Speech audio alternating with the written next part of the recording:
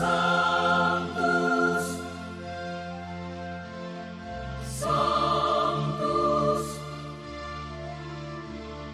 Sanctus Dominus Deus Sabaoth. Salam jumpa kembali saudara-saudariku yang terkasih dalam Tuhan kita Yesus Kristus. Salam sejahtera untuk kita semua. Berkat Allah yang Maha Kuasa senantiasa menyertai kita. Hari Kamis tanggal 11 Juni tahun 2026 adalah peringatan wajib Santo Barnabas Rasul. Barnabas berasal dari Siprus, keturunan bangsa Yahudi dari suku Lewi. Ia bersedia menerima nama baru, Barnabas, yang berarti putra penghiburan, yang diberikan para rasul sebagai pengganti nama aslinya, Yosef. Ia dikenal luas karena hubungannya dengan Paulus. Barnabaslah yang mengantar Paulus kepada para rasul untuk menceritakan peristiwa penampakan Tuhan pada Paulus di tengah perjalanannya ke Damsyik untuk menangkap orang-orang di sana. Di Antiokhia, Barnabas mengajar umat tentang Kristus yang hidup dan meneguhkan mereka dengan teladan hidupnya yang saleh.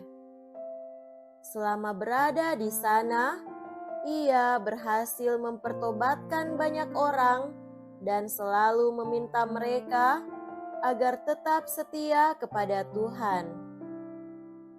Barnabas menemui ajalnya setelah dirajam oleh orang-orang Yahudi di Salamis.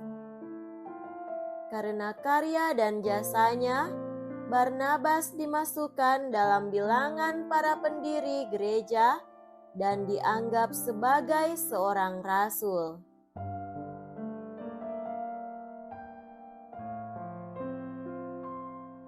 Marilah kita mendengarkan dan merenungkan bacaan-bacaan kitab suci.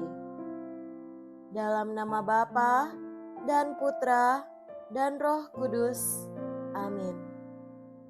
Bacaan pertama dari Kisah Para Rasul, bab 11, ayat 21b sampai 26, dilanjutkan dengan bab 13 ayat 1 sampai 3. Pada perkembangan awal umat beriman di Antiokhia, sejumlah besar orang menjadi percaya dan berbalik kepada Tuhan. Maka sampailah kabar tentang mereka itu kepada jemaat di Yerusalem. Lalu jemaat itu mengutus Barnabas ke Antiokhia. Setelah Barnabas datang dan melihat kasih karunia Allah, bersukacitalah ia. Ia menasehati mereka supaya mereka semua tetap setia kepada Tuhan. Karena Barnabas adalah orang baik, penuh dengan Roh Kudus dan iman, sejumlah orang dibawa kepada Tuhan. Lalu pergilah Barnabas ke Tarsus untuk mencari Saulus. Setelah bertemu dengan dia, ia membawanya ke Antiokhia. Mereka tinggal bersama-sama dengan jemaat itu 1 tahun lamanya sambil mengajar banyak orang. Di Antiokhia, murid-murid itu untuk pertama kalinya disebut Kristen. Pada waktu itu, dalam jemaat di Antiokhia ada beberapa nabi dan pengajar, yaitu Barnabas dan Simeon yang disebut Niger, Lukius orang Kirene, Menahem yang diasuh bersama dengan raja wilayah Herodes, dan Saulus. Pada suatu hari, Ketika mereka beribadah kepada Tuhan dan berpuasa, berkatalah Roh Kudus, "Khususkanlah Barnabas dan Saulus bagiku untuk tugas yang telah kutentukan bagi mereka." Maka berpuasa dan berdoalah mereka, dan setelah meletakkan tangan ke atas kedua orang itu, mereka membiarkan keduanya pergi. Demikianlah sabda Tuhan. Syukur kepada Allah.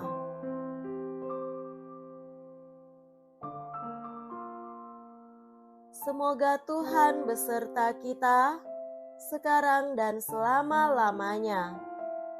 Inilah Injil suci menurut Santo Matius. Dimuliakanlah Tuhan. Injil Matius bab 10 ayat 7-13. Sekali peristiwa, Yesus berkata kepada murid-muridnya, "Pergilah dan beritakanlah, kerajaan surga sudah dekat.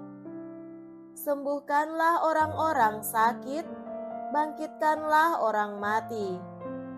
Tahirkanlah orang kusta, usirlah setan-setan. Kamu telah menerima dengan cuma-cuma. Karena itu, berilah dengan cuma-cuma pula. Janganlah kamu membawa emas atau perak atau tembaga dalam ikat pinggangmu. Janganlah kamu membawa bekal dalam perjalanan. Janganlah kamu membawa baju 2 helai, kasut atau tongkat, sebab seorang pekerja patut mendapat upahnya.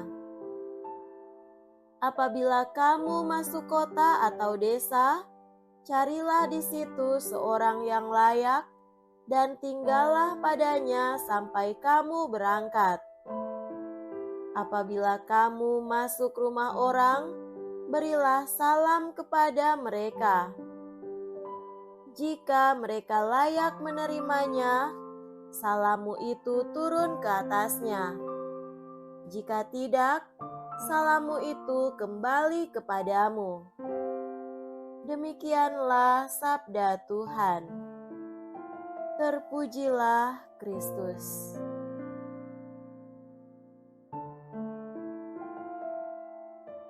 Saudara-saudariku yang terkasih dalam Tuhan kita Yesus Kristus, tema renungan kita pada hari ini adalah keutamaan-keutamaan dalam perutusan. Hari ini adalah hari peringatan wajib Santo Barnabas, seorang pewarta iman dalam sejarah kekristenan awal. Bacaan Injil hari ini berisi tentang nasihat-nasihat Yesus kepada para murid-Nya berkaitan dengan tugas perutusan mereka, apa yang harus mereka wartakan dan kerjakan, apa yang harus mereka bawa dan yang harus ditinggalkan, apa yang harus mereka lakukan ketika menemui orang dan memasuki setiap daerah. Yesus menegaskan bahwa yang harus mereka wartakan adalah berita bahwa kerajaan sorga sudah dekat. Yang harus mereka kerjakan adalah menyembuhkan, membangkitkan yang mati, dan mengusir kuasa kegelapan. Semua itu harus diberikan dengan cuma-cuma. Yang Yesus larang adalah tidak membawa perhiasan, bekal, perlengkapan diri yang berlebihan saat masuk kota, tinggal di rumah yang ditinggali, dan beri salam saat masuk rumah tersebut. Saudara terkasih, keutamaan-keutamaan dalam pelayanan ini pun ditunjukkan oleh Santo Barnabas. Kisah para rasul memuat informasi tentang dia bahwa dia diutus ke Antiokhia, dan jemaat di sana bersukacita dengan itu, dan ia menasehati mereka di sana agar mereka tetap setia kepada Tuhan. Hidupnya baik dan saleh di tengah jemaat. Ia tinggal selama setahun di situ dan mengajar mereka. Ia lalu mencari Saulus di Tarsus dan membawanya ke Antiokhia. Sesampainya di sana, mereka bekerja sama dengan beberapa pelayan yang sudah ada di sana, seperti Simon, Lukius dari Kirene, dan Menahem. Atas penerangan Roh Kudus, bersama Saulus, Barnabas diutus oleh jemaat dengan doa, puasa, dan penumpangan tangan untuk tugas pelayanan baru bagi keduanya.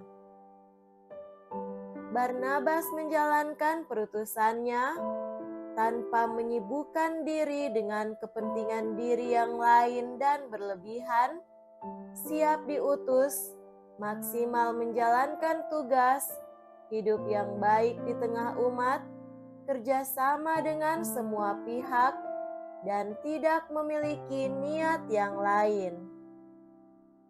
Saudara-saudariku terkasih, selain berisi tentang apa yang harus diwartakan, kedua bacaan ini menggarisbawahi keutamaan-keutamaan yang wajib ada dan dihidupi saat kita menjalani pelayanan. Hal itu berkaitan dengan soal semangat, kesaksian hidup, spiritualitas, penghayatan, pengosongan diri, komitmen, nilai-nilai yang hakiki, dan prioritas dalam pelayanan. Setiap pengikut Kristus selalu diutus untuk fokus untuk mewartakan Kristus dan nilai-nilainya. Tuhan mengingatkan agar kita tidak gelisah, takut lalu menyibukkan diri dengan segala kepentingan dan niat-niat pribadi yang dimuat, serta dalam pelayanan. Kita sibuk dengan apa yang nyaman dan menyenangkan, apa dan berapa yang kita dapatkan, apa yang kita peroleh, apa yang kita makan, dan apa yang kita pakai. Sekali kita mencukupkan diri dengan apa yang disediakan dan fokus pada kebaikan orang yang kita layani, kita bekerja demi Kristus. Semoga demikian. Amin. Dalam nama Bapa dan Putra dan Roh Kudus. Amin.